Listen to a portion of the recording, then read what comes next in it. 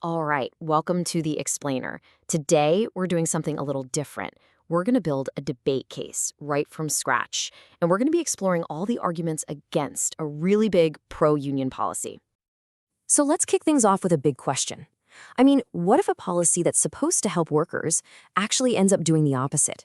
What if it hurts them, hurts the economy, and maybe even messes with our basic freedoms? Okay, so this is the official topic on the table. The affirmative side, the supporters, they're all for this. They say it's the key to giving workers more power. But here's the thing. We're not trying to convince you one way or the other. Our job today is to teach you how to build the case against it. Think of me as your debate coach, walking you through the strategy. Ready? Okay, let's jump right in. First things first, let's get our definitions straight so we're all on the same page. What is sectoral bargaining? Well, instead of a union negotiating with, say, just one company, sectoral bargaining means they negotiate for the entire industry at once. It takes the conversation out of a single company's break room and puts it at a giant table that sets the rules for everyone in that sector. It's a huge shift from local to national. All right, so if you're on the negative side, your first move is always to go straight after the affirmative's plan. You have to ask the most basic question: does this thing even work? So let's look at two classic ways you can challenge it. First up is what we call the solvency attack. You're basically arguing the plan can't solve the problem because it's just not workable here. See, in the US, we just don't have the right setup for this. You need super high union membership and really strong, organized groups of employers to make it work, things we just don't have. It's kind of like trying to run a brand new bullet train on old, rickety 19th century tracks. It's just not going to work. Okay, attack number 2 is the causality attack. This one is all about demanding proof. The affirmative side is going to stand up and say, more unions mean better everything for everyone. Your job as the negative is to say, hold on a second. Does it really? Can you prove that one causes the other? Or is it just a coincidence, a correlation, while something else is actually making things better? And look, this isn't just a hypothetical question. This is where you bring in the evidence.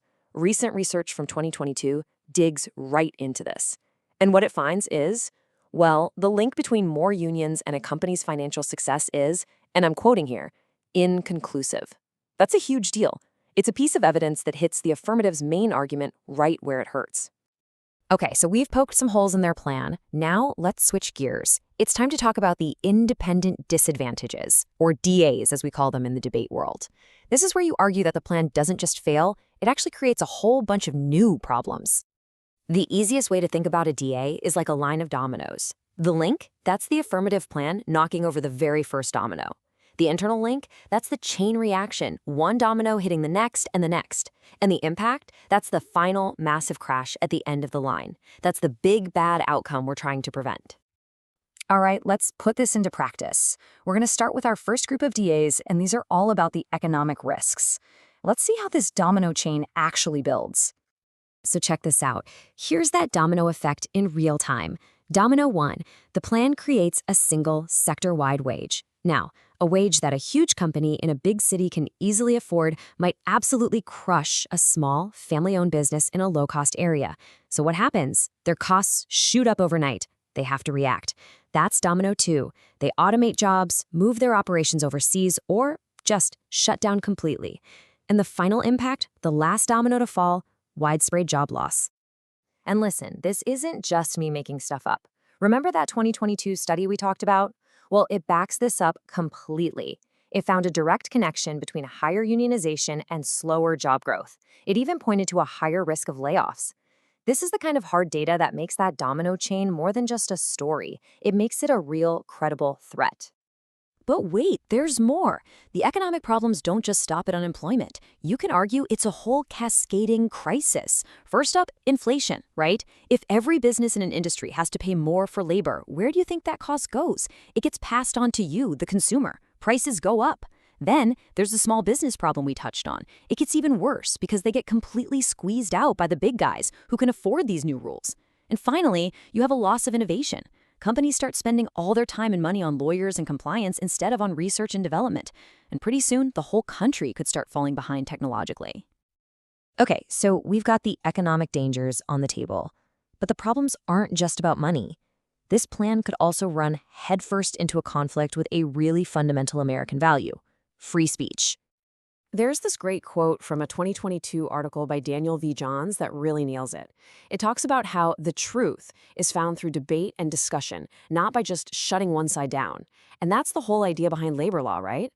Workers should get to hear all the arguments from all sides and then make a free and informed choice for themselves. So let's dive into the actual law for a second. The National Labor Relations Act, the NLRA, is super clear. It protects everyone's right to express their views, the union, the employees, and yes, the employer too. But here's the catch. A lot of the proposals that would be needed to actually do sectoral bargaining would also put a gag order on what employers are allowed to say. You see the problem? It creates a totally lopsided debate and takes away the employee's right to hear the full story. And I want to be really, really clear here. We're not talking about letting bosses threaten or coerce people. That's already illegal and for good reason. This is about something else entirely. This is about stopping an employer from simply sharing their perspective, their facts, their side of the argument. And when that happens, you're not getting a free choice anymore. You're getting a pressured choice based on only half the information. Okay, wow, that was a lot. So let's take a step back. How does all of this fit together into a winning negative case? Let's quickly recap the complete two-pronged strategy we've just laid out. Think of it as a classic 1-2 punch. With your first punch, you go straight at their case. You argue it's unworkable, that it can't solve anything, and that their evidence is shaky. Then, bam, you follow up with a second punch, the disadvantages. You show that not only does their plan fail, it actually makes things so much worse. It causes a ton of new, serious problems, from unemployment all the way to threatening our free speech. And ultimately, that really brings us to the big central question of this entire debate, doesn't it? As we try to empower workers, where do we draw that incredibly fine line between protection and control? It's a massive question, one that goes way beyond just this single policy. Thanks for digging into it with us here on The Explainer.